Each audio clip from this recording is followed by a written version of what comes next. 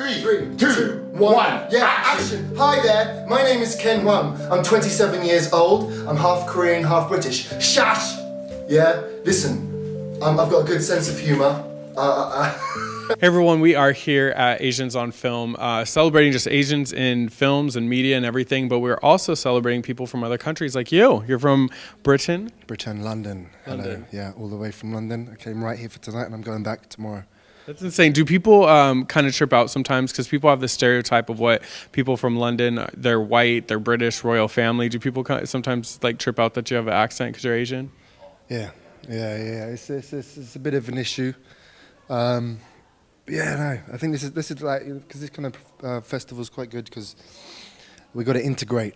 And yeah, no, I get that a lot actually. That's a good question. Very good question.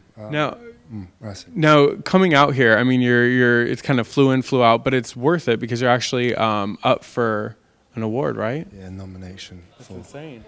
Yeah, it's fun. It's fun. Scott's very kind of us for putting us up here. So, yeah, yeah.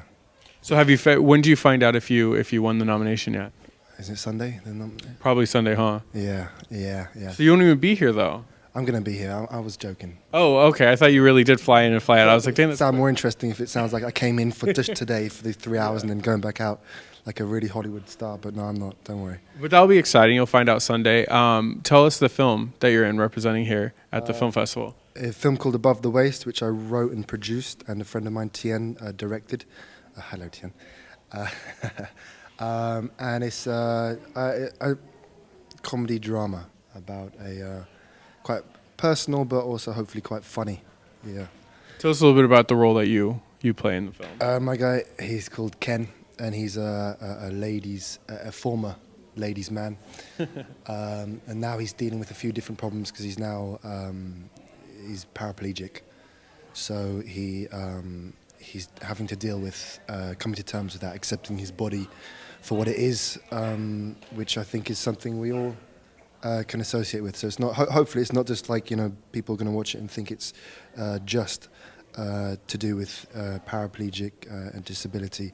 It's hopefully everyone. I hope at least that it's got. It relates to people all about, because we're all coming to terms with parts of ourselves and our bodies and our who we are and so hopefully that strikes home more than the specific nature of the story. So, how are you when you're watching it? Because you're in this room full of a bunch of people and you're seeing yourself on the screen. I mean, do you get nervous? Are you waiting for the laughs? Are you hoping people enjoying it? Are you not caring? I mean, what's kind of going through your head? I'm not gonna lie. I normally don't stay. I leave the room when that happens. But I've been in the room a couple of times in England when they screened it, and it's been very, very good response. We're really, really good. You learn a lot about films when you see other people watch it, because you learn about where other people what other people find funny, what other people find moving, and that's always a learning curve, a good kind of learning process to find out what the audience, because obviously you make the film with what's going on in your mind and what's funny to you and what's moving to you, but then you put it out there and it's a different story. And yeah, so now you've done stunts in films before, right? Yeah. I think Furious 6. Am I right on that? Fast and Furious 6. Yeah, did that. Got a bit of a stunt background. Moved to acting. Yeah, that's it. Fast and Furious 6. Double. Was it crazy? I mean, because you got to actually meet Paul Walker on set. Was it crazy when you probably weren't here? Obviously, you heard about it. I mean, was that a little sane? Because you worked with the guy and now you watch on the news that he passed, and was that a little surreal? Yeah.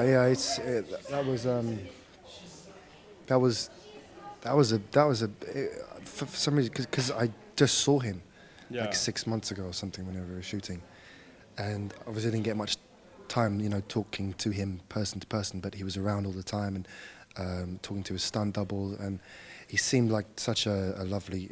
I just heard how great a person he was, and that was a blow. And then Philip Seymour Hoffman and James Gandolfini. That makes you just realize how short life is, and to appreciate every moment. So, absolutely. Rest in peace. I really. Yeah. What are you looking forward to in 2014? It's only been a couple months in. I mean, do you have any projects? Are you auditioning right now? Kind of what's the new year look like for you? Yeah, auditioning, writing a few things, a feature film as well. We're going to make another 2 short films So we put this one. This is the before I was doing acting, then before I was doing stunts, and before I was filmmaking when I was a little kid. So this film was my first film back into filmmaking, and so I wanted to start really simple. That's why it's all based in one room, and so just gradually building up from there and testing the reactions, seeing what we can do, and then learning about the industry game. So yeah, that's the next couple of months is doing that, and a couple of theatre things back home, back in London town. So yeah, that's it. Staying busy, that's good. Lastly, what is it like? I mean, how hard is it to kind of juggle all the different hats? Because if you're writing a film, you're producing some, directing, you star in them. I mean, how are you able to kind of switch one role off when you need to get in another role on set?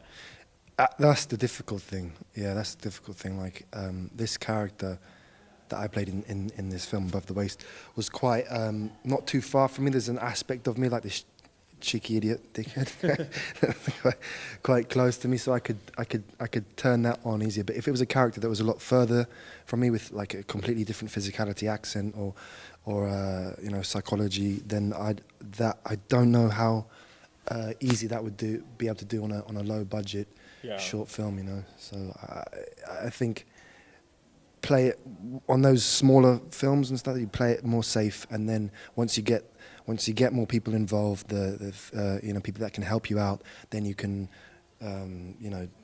do more and focus on one thing, because you can't. There's such different professions: producing, writing, acting. Yeah. You got to respect that. So I think, that's hard. So I think you got to play it.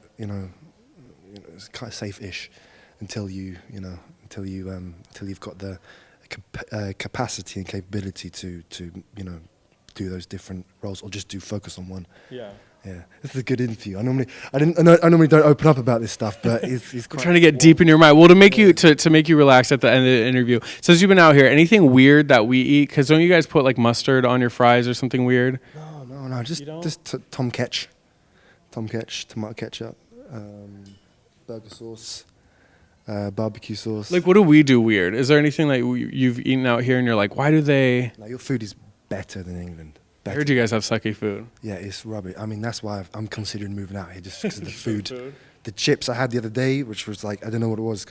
They're called French fries out here. You guys always confuse me with the chips, because I'm like, you guys eat chips all the time, and then I realize it's fries. Yeah. Your chips are kind of like the chips, like potato chips. Crisps. And we call them crisps. Crisps? Yeah. Oh, that's kind of weird. Crisps. But they're nice. The portions are big. I'll get fat if I lived out here. Yes, but the food's so nice, man. Yeah. You live out here, right? I do. And then, so I've heard you say rubbish and cheeky. What are some other slang that we have to learn how to use? On the spot. Rude words are coming to my head, which I shouldn't. You can't teach us bad words. Yeah. But what's like a good thing? Like if something is like if something is like really like if. Do you sick? Yeah, we use sick. Oh, that's sick. Like good. Yeah. If somebody has really nice shoes, we might say, "Whoa, those are fresh." What would you say if somebody had a really nice pair of shoes? You use tight. We use tight. Okay. So we used like tight like years ago. Well, yeah. Well, we're behind. What I think English do in terms of, because I think English, they secretly admire the American lingo and the suave kind of talk. I think we incorporate that. That's why we're about 10 years behind. Yeah, tight and sick, we said, I think, when I was like 10. But it's all good. Oh, we have something for you. So you have to decide. You really wanted one. What's your favorite flavor? We have cherry. This is your Valentine's gift, because you have to be here on Valentine's Day. So Pacific Rim Video is giving you. Do you like cherry, watermelon, pink lemonade, apple? Could I combine apple and cherry? Yes, you can have both. That's a good day for me. Yes, absolutely. So apple and cherry. Thank you so much, Chris. Yes. Well, have a good time at the film festival. Enjoy yourself, and thank you for talking to us. Thank you very much. And watch Above the Waist. Yeah. Thank you, and good morning, America. Yes, absolutely. All right. Take care.